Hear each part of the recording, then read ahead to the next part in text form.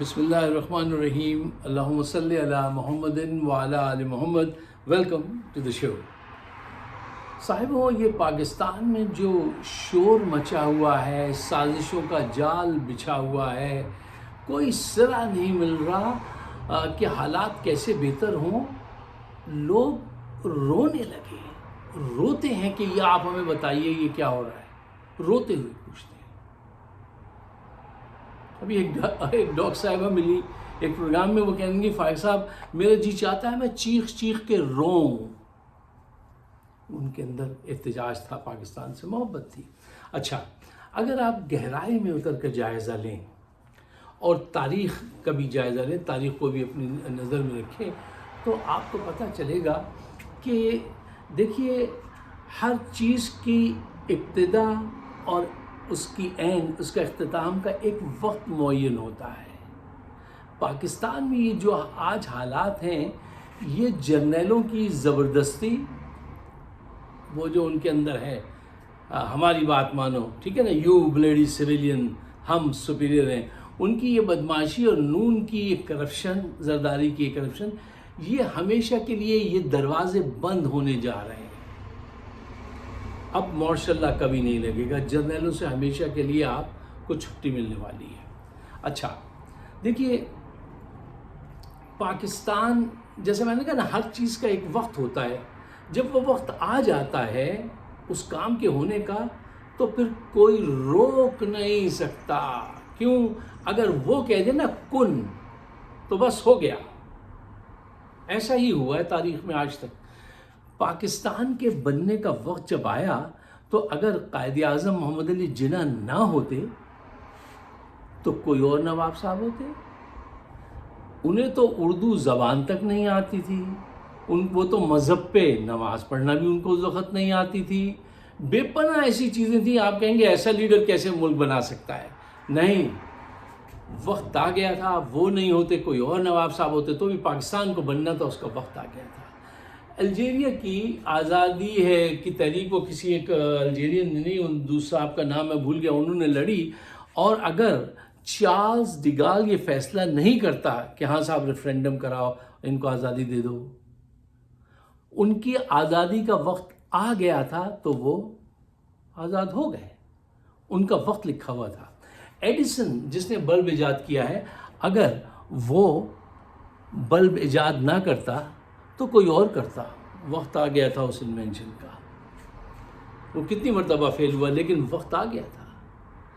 Right برادران کی کہانی بڑی دلچسپ ہے کہ دنیا کو بنے ہوئے لاکھوں سال ہو چکے ہیں، ٹھیک ہے، ملینز آف ایئر۔ یہ واقعہ جو ہے جہاز بننے کا، یہ وقوع پذیر ہوا ہے کوئی کتنا 150 سال ہوئے ہوں گے، صرف 150 سال۔ انسانی اس میں کیا اہمیت رکھتے ہیں، لاکھوں کروڑوں سال پرانی کائنات میں۔ اچھا، اور جب نیو یارک ٹائمز نے ان کا وزٹ کیا، تو آ کے اپنے اخبار میں لکھا کہ جو کوشش یہ رائٹ برادران کر رہے ہیں، یہ 5 سے شاید 20 لاکھ سال، 5 لاکھ سے 20 لاکھ سال لگ جائیں گے تو یہ مشین ہوا میں اڑے گی، اس سے پہلے یہ ممکن نظر نہیں آتا۔ انہوں نے اخبار میں یہ سٹوری لکھی، اور اس کے صرف 2 ہفتے کے بعد انہوں نے پرواز لے لی اور وہ اڑنے لگا۔ اس کا وقت آ گیا تھا۔ ہر چیز کا ایک وقت ہے، ترتیب وقت میں۔ دستک کو تیرا ہاتھ بڑھے اور میرا در نہ ہو، ایسا بھی ہوتا ہے لوگوں کے ساتھ۔ تو وہ ترتیب وقت میں ایک وقت ہے ہر چیز کا۔ یہ جرنیلوں کی پسپائی کا آخری وار ہے پاکستان میں، اور کرپٹ لوگوں کو خدا حافظ کہنے کا۔ آپ ایک بیان ذرا ذہن میں رکھیے گا، یہ تاریخی الفاظ اس کے منہ سے رب نے نکلوا دیے، عمران خان کے۔ اس نے کہا تھا، یہ مل جائے گا آپ کو ویڈیو میں یا پرنٹ میں بھی مل جائے گا، اس نے کہا تھا اب یا تو پاکستان بچے گا یا یہ کرپٹ لوگ بچیں گے۔ یہ بہت بڑی بات ہے۔ اب وہی لمحہ ہم دیکھ رہے ہیں، یا تو پاکستان بچے گا یا یہ کرپٹ لوگ بچیں گے۔ آپ تاریخ میں اس تاریخی موڑ پر کہاں کھڑے ہوں گے، اس کا فیصلہ آپ کو کرنا ہے۔ آپ خود کیجیے کہ آپ کو کیا کرنا چاہیے۔ قدرت نے تو یہ وقت لکھا ہوا ہے، ان سے آزادی کا تاریخ یہ بتاتی ہے کہ جب کوئی ایک ایرا ختم ہوتا ہے دوسرا ایرا شروع ہوتا ہے، کوئی ایک سسٹم ختم ہوتا ہے دوسرا سسٹم آتا ہے، تو جو ظالم کا جو دور ہوتا ہے وہ ظلم کے جس وقت بدلنے کا وقت آتا ہے وہ کچھ عجیب و غریب حرکتیں کرنے لگتا ہے، تشدد تیز تر کر دیتا ہے، عجیب حرکتیں کرتا ہے۔ فار ایگزامپل ابھی ایک گلوکار گانا گا رہا ہے اور اس نے نام لے دیا عمران خان کا، اس کو کسی نے پیچھے سے آ کے گردن سے پکڑ لیا کہ چلو باہر، تم نے نام لیا ہے عمران خان کا۔ حد ہے مطلب اس بدحواسی کی، اس ظلم کی،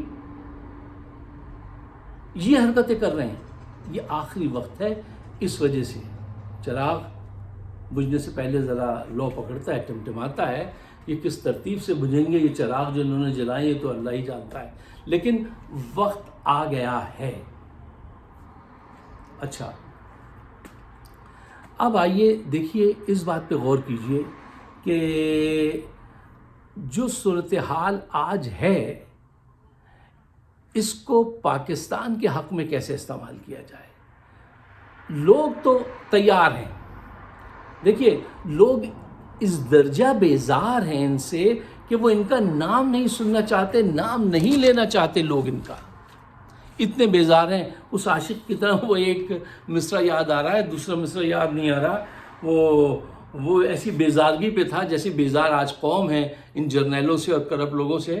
وہ مصرع تھا کہ میں تیرے خط تیری تصویر بھی جلا دوں گا، یعنی اس درجہ بیزار آ گیا تھا وہ کہ میں تیرے خط تیری تصویر بھی جلا دوں گا۔ تو قوم تو یہاں تک تیار ہے، اب آپ کو پرو ایکٹیو رہنا ہے اور عمران خان کا ساتھ دینا ہے۔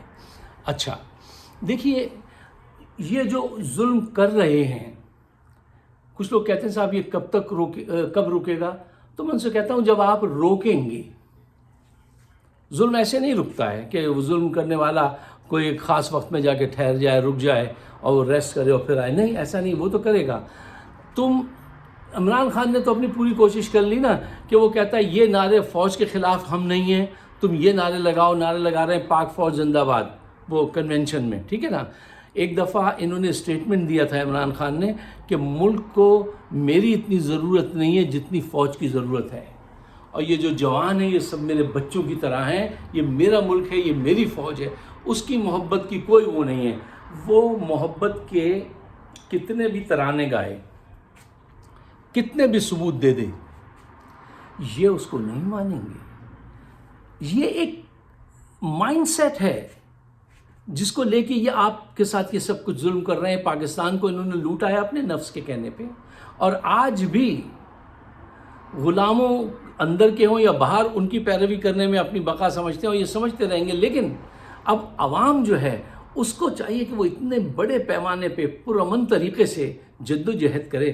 دیکھیے جد و جہد کے بغیر تو آپ کو حاصل نہیں ہوگا نا، کچھ حاصل ہوتا ہے بغیر جد و جہد کے؟ وہ نہیں ہوگا۔